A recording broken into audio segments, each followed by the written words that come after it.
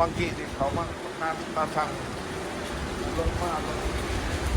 ท่านมาตอนแรกกับคำแล้วครับมาเซอรี่มาชุกแดงนะเขามาลงเลยเทลงเลย ไปถึงเอากาแฟมาเทล ก็ ง มันเท นี่ ลงเลยซ้ายนึงเนี่ยเขาจะเห็นเรียกชั่วโมงหนึ่ง6 ตันเอาขึ้นมาเอง3 สาย4 สายจะออกประมาณ20 ตัน2 ตัน6-5-8 ตันว่าไปปลายเดือนที่เข้าหมดต้นเดือนประมาณ3 เดือนกว่า100 วันก็จะทำงานวันนี้การทำงานช่วงประมาณ2 วันต่อเดือนอยู่ป่ะคะต่อปี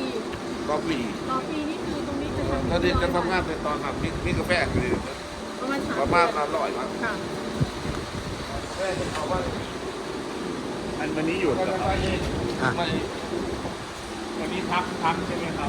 ตอนนี้มันประมาณฤดูกาล อ๋อ มันเดือนที่9ปลายเดือนที่9ของต้นเดือนที่1ก็มันกินมีกาแฟ ขอจะว่าเห็นเครื่องจักรเห็นเครื่องจักรจะว่าเห็นของเจ้าของนะครับเครื่องจักรก็เห็น ออกแบบเองเหรอคะ ออกแบบการตั้งอยู่ตรงนั้นเป็นคือที่เวียดนามครับออกแบบการตั้งเป็นซ้ายเนี่ยเขาออกแบบของร้านนี้ก็เป็นศิลาทำงานล่า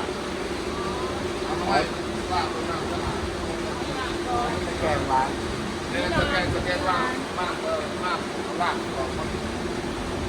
ล่าแล้วเนี่ยออกเขามาเนี่ยมันคัด สาย คัด พาน คัด เล่นเหรอคะ คัดมาเล่นทีมันผสม มันไม่สมบูรณ์ก็จะได้ออกเอง ออกมันถามว่าที่เป็นสมบูรณ์ ไอ้ที่ไม่สมบูรณ์คือทิ้งเลยไหม ฮะ ทิ้งเลยไหม เอามันนี่ก็ไม่ได้ แล้วอีกเก็บ ไม่ เล ได้ ยไหม ไม่ดูท้องหัวนี่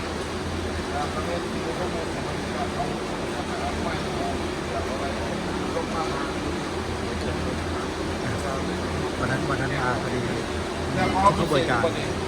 มีกาแฟสดเข้ามาด้วยวันนั้น สมบูรณ์แต่ ไปมาเมื่อตอนปลายธันวา มันจะดูดทิ้งเองเลย มีทุกโปรเซสครบเลย ที่ซ้ายกับที่นี่ผมใครผมว่า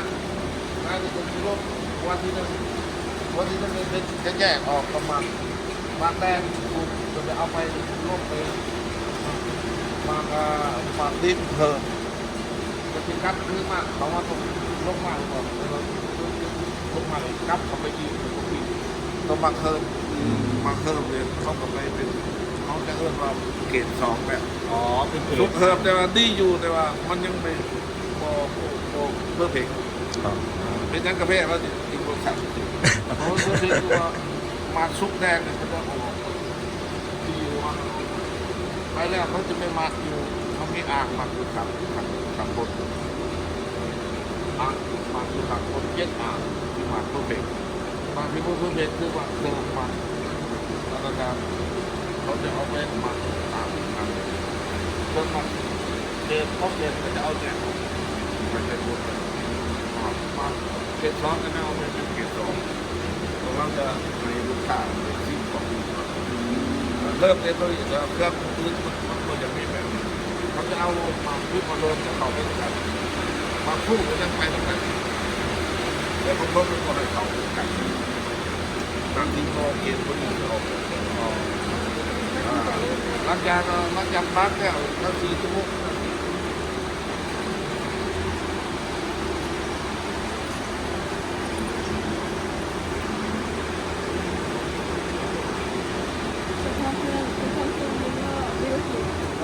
ลูกลงสี หลังจากบ้านแล้วทั้ง4 ชั่วโมงเขาว่าพระทักเมื่อคือเขาสารที่เขามาเนาะ มันจะเหลือ เขาก่อน ข้าง ที่ ใน ก่อนที่1เขาก็ต้องละซะก่อน แล้วก็จะคัดเปลือกมันออกน่าจะเหลือไม่ข้างในมัน พอให้ไม่เมื่อพอให้เลี้ยงหมูว่าในอ่างเขาแม่อ่างมันแค่ชั่วโมงมันมาพบกับที่มีคนมามีสนามมาพบที่เขานอนอยู่คือมาดูที่เก็บเป็นข้าวสารถูกไหม ลองการมาพิเศษอีกเขาสิมักตามสูตรเนื้อแบบ มักด้วยน้ำแต่นี่น้ำยาน้องมอง มันจะได้จะมักด้วย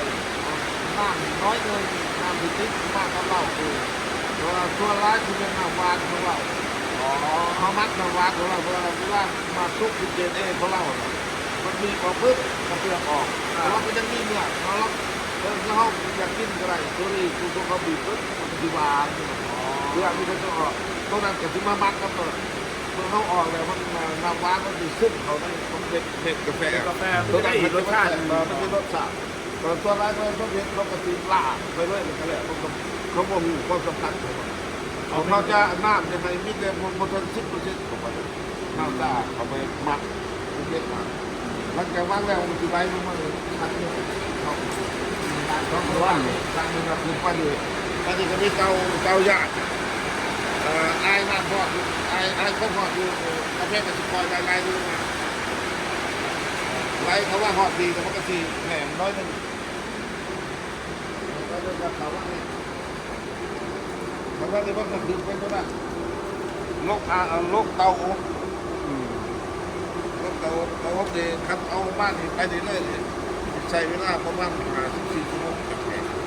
ได้เปอร์เซ็นต์ความสุขประมาณ11.5%แต่เราเอาไปเก็บไว้เลยคือต้องขับเก็บไว้เมื่อมีลูกค้าสั่งจองมันจะเอาไปซื้อ เอาไปสี เบิดขัดนอน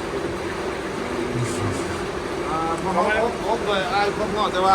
บอแมนเอาควันให้ดีผมอยากมันเป็นเอาไอ้ความงอตัวไฟจะเผาเหล็กให้เล็กหอดตรงที่ช่องอากาศแล้วก็เอาไอ้ความ ปั้นข้าวหมอนมาก ปั้นความงอเข้าไป ปั้นไอ้ข้าวหมอนมาก โดยอุณหภูมิอยู่พอเกิน100จะใส่จะน้อยมีแต่70 องศา เราคิดเองไหมเครื่องแบบเนี้ย พอเขาอยู่ อยู่เวียดนามก็คิดมากเพราะเวียดนามกาแฟเขาเยอะไง กาแฟแห้งแล้วมันก็ขี้โต๊ะมันไปทางการเอาไปเป็นพักเป็นตักถึง แล้วก็มาใส่ถุง ตักขึ้นมาทางไกลนี่แรงเขามา ติดแป๊บเข้า ประตูเข้าหาหลอดโลนี่แรงอยู่หาหลอด ก็คือได้กีฬาอะไรนะกะลา เม็ดกับกาแฟดิบแล้ว ก็ได้กะลา เข้าใจเนาะ อ้าวตรงวิธี